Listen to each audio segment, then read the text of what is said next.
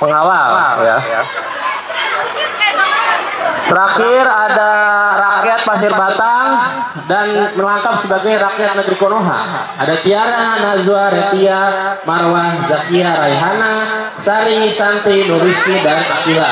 Dan terakhir yang tidak kalah penting juga ada Blackman yang berperan sebagai perlengkapan ya, men-setting tempat dan sebagainya. Ada Prio, Muhammad Rizky, Genta, Alpati, dan Rizky Ramadan. Baik, kita akan mulai dramanya. Silakan untuk para pemeran. Alkisah. Suatu masa di tanah Pasundan terdapat kerajaan bernama Pasir Batang, dipimpin oleh Raja Bijaksana Prabu Tapa Agung. Ia mempunyai dua orang putri yang bernama Purbararang dan Purbasari.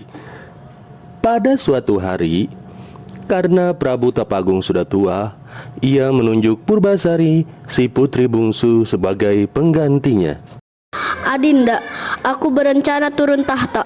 Purbasari akan menggantikanku. Bagaimana menurutmu? Wahai Kakanda, bila itu yang terbaik, aku mendukungmu. Terima kasih, Adinda. Baik Kakanda. Wahai keluarga kerajaan, berhubung sudah tua, waktunya saya pensiun dari bangku presiden. Tahta kerajaan, maaf lidah kepleset. Setelah saya pikirkan matang-matang, saya menyatakan Purbasari sebagai pemimpin kerajaan. Tidak mungkin, aku putri sulung, harusnya aku yang berhak. Ya Yanda, seharusnya Kak Purbararang yang menjadi penerusmu.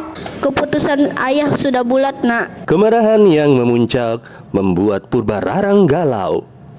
Ia menghubungi Indrajaya, bestinya. Halo Besti, kamu di mana? Halo, aku di tongkrongan nih. Sebel masa si Purbasari yang dipilih jadi penerus saya? Harusnya kan aku. Kalem Besti, ku jemput ya, kita hang out. Oke deh, jangan pakai lama. Siap, OTW. Keduanya kemudian bertemu dan memutuskan pergi meminta bantuan nenek sihir untuk mencelakai Purbasari. Kek. Ada apa kalian datang kemari? Jangan dijawab. Saya tahu kalian mencelakai Purbasari kan? Oh, kok tahu? Tahulah. Saya kan tahu IG kamu, makanya bikin status tuh di privasi. Oh iya lupa, hehehe. Dasar ceroboh. Untung Purbasari nggak kepoan anaknya. Hei penyihir, bisa nggak kamu nyihir Purbasari jelek? Bisa dong. Tapi setiap permintaan ada harganya. Kek.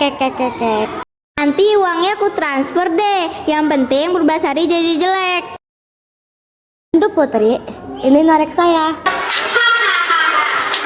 Lalu penyihir pun membacakan mantra.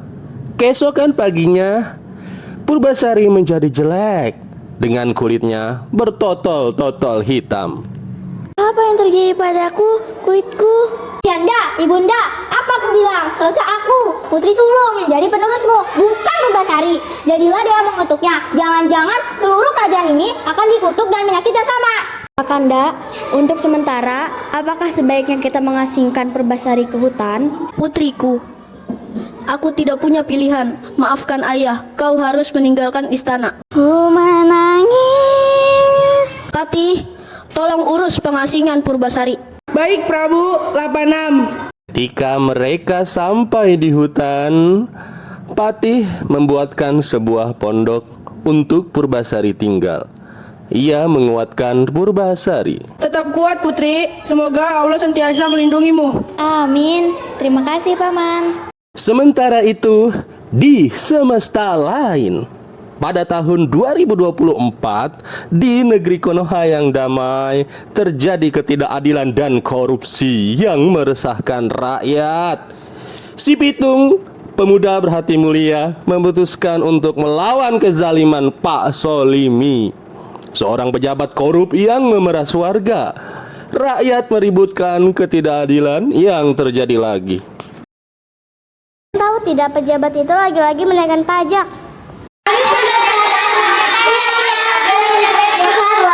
Biar kulaporkan ini pada Pitung.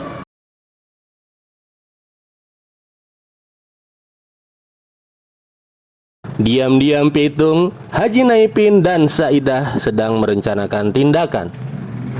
Pitung, pejabat korup itu lagi-lagi menaikkan pajak. Tak manuk akal, aku gak habis pikir ini benar-benar di luar nurul.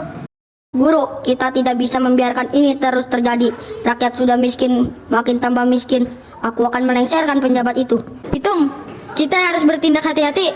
Aku akan mendukungmu, Pitung.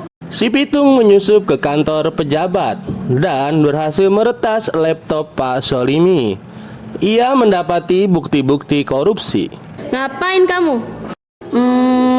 Saya habis bersih-bersih ruangan Bapak. Oh iya, terima kasih.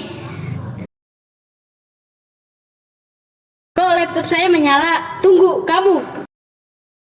Permainan sudah berakhir. Aku sudah dapat bukti korupsimu. Tidak akan dibiarkan kau menjadi sedikit lagi. Kau pikir bisa menghentikanku? Aku yang berkuasa. Pak Solimi dan para pengawalnya mengejar si Pitung sampai ke desa Konoha. Pertarungan pun tak terhindarkan. Pengawal, kalahkan si Pitung dan rebut flash disk di tangannya. Burung ngurai berkicau di pagi hari. Burung kakak tua ingat di jendela. Dengan adil dan jujur aku berdiri, malahan korupsi yang merajalela. Ada lutung melancong berugis. Hei Pitung, banyak cincang serahin tuh flash disk.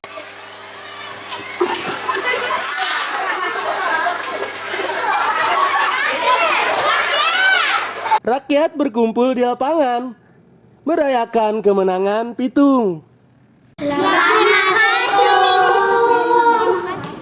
Kau harus mati, Pitung. Flash disk. Pitung berhasil mengalahkan pejabat korup.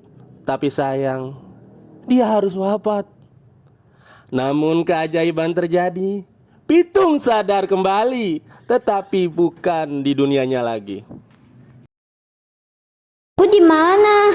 Tadi kan aku lagi lawan pejabat korup.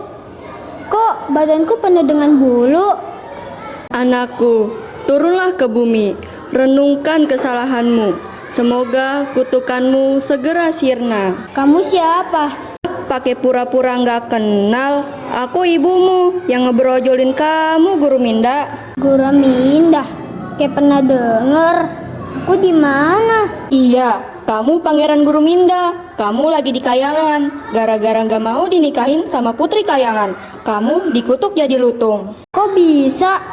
Duh, pusing. Nih, paracetamol diminum. Habis itu kamu turun ke bumi. Kamu diusir dari Kayangan. Iya aja dah, daripada bonyok. Akhirnya, Pangeran Guru Minda yang dikutuk jadi lutung turun ke bumi dan tersesat di hutan. Ia pun bertemu Purbasari. Astagfirullah, jangan sakiti aku. Khusus, pergi. Tenang. Aku nggak gigit kok.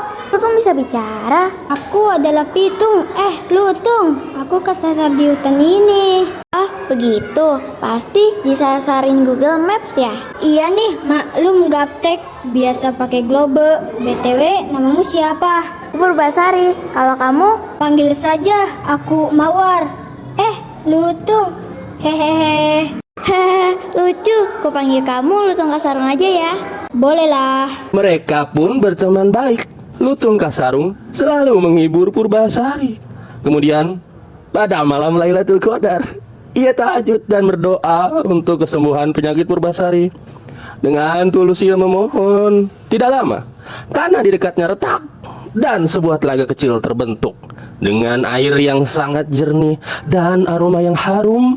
Keesokan harinya, Putri, punten sakedap kadia heula atuh. Aku nemu tempat mandi yang bagus. Silahkan kalau mau mandi. Terima kasih Lutung. Tapi jangan ngintip ya. Awas kalau ngintip, aku nggak mau temenan lagi. 86 Putri. tak lama setelah Purbasari berendam, keajaiban terjadi. Kulitnya bersih seperti semula dan Purbasari kembali cantik. Ia sangat terkejut dan bahagia. Alhamdulillah, kutukanku sirna. Lutung, Lutung. Ada apa Putri? Lihat kulitku, aku sembuh. Masya Allah, akhirnya doa kita terkabul. Kamu coba deh berendam, siapa tahu kutukanmu juga sirna. Aku coba ya. Bismillah. Masih sama aja. Yang sabar ya. Semoga Allah segera menyembuhkanmu. Amin. Beberapa hari kemudian, Patih Uwak Batara pergi ke hutan untuk melihat keadaan Purbasari. Betapa senangnya ia melihat Purbasari telah sembuh. Kemudian Patih mengajak Purbasari dan Lutung Kasarung menuju istana. Sesampainya di istana, Purbararang kaget melihat Purbasari telah kembali ke sosoknya yang cantik rupawan. Ia khawatir Purbasari akan mengancam tahtanya saat ini. Dia pun mencari cara untuk kembali menyingkirkan adiknya tersebut. Hai Purbasari, ayo challenge. Konten yang paling banyak dapat like, dialah yang pantas dapetin tahta kerajaan. Oke, siapa takut? Konten Purbasari mendapat like lebih banyak. Purbararang pun kalah. Untuk menutupi kekalahannya, ia kembali menantang Purbasari. Jika wajah bestimu lebih tampan dari wajah bestiku, tahta Pasir Batang kuserahi ke kamu. Kalau sebaliknya, kamu harus pergi dari istana ini untuk selamanya. Purbasari paham, dia tidak mungkin menang pada tantangan kali ini. Ia gelisah dan bingung. Pandangannya tertuju pada Lutung Kasarung yang melompat-lompat seakan-akan menenangkan Purbasari. Jadi, monyet itu temanmu. Lutung Kasarung tiba-tiba duduk bersila. Dia berdoa kepada Allah. Tiba-tiba sosok Lutung berganti dengan pemuda yang sangat tampan dan gagah. Terkejutlah semua netizen. Betapa tampannya Pangeran Guruminda melebihi ketampanan Indrajaya, sahabat Purbararang. Loh, kok Lutungnya jadi ganteng? Sebenarnya kamu siapa? Guru Minda, pangeran dari Kayangan yang dikutuk menjadi lutung. Sekarang kutukanku telah sirna dan kembali ke jitsumraku. Jadi, selama ini kamu seorang pangeran? Iya, Purbasari, dan aku tetaplah sahabatmu. Aku tidak percaya. Pasti Lutung itu memakai sihir. Sudahlah Purbararang, terima kekalahanmu dan minta maaf ke Purbasari. Iya deh, Purbasari. Maaf udah jahat. Jangan usir aku ya, aku butuh gaji bulanan. Cicilanku belum lunas. Aku udah maafin kamu kok, Kak. Biar gimana pun kamu tetap kakak kandungku. Aku tidak akan mengusirmu. Baik banget sih kamu. Makasih ya. Kamu emang pantas memimpin kerajaan ini. Sejak saat itu, Purbasari kembali bertahta di kerajaan Pasir Batang. Segenap rakyat sangat gembira menyambut ratu baru mereka yang bijaksana. Purbasari menikah dengan Pangeran Guruminda. Mereka pun hidup bahagia selamanya.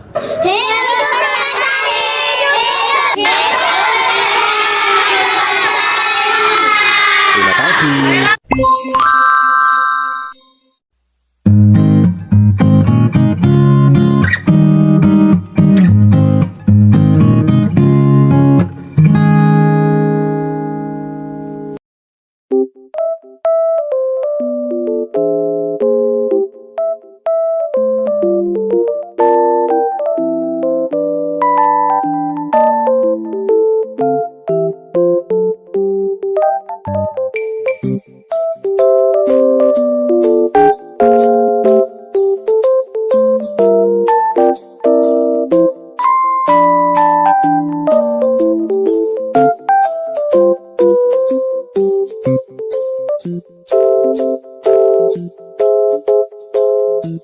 Thank you.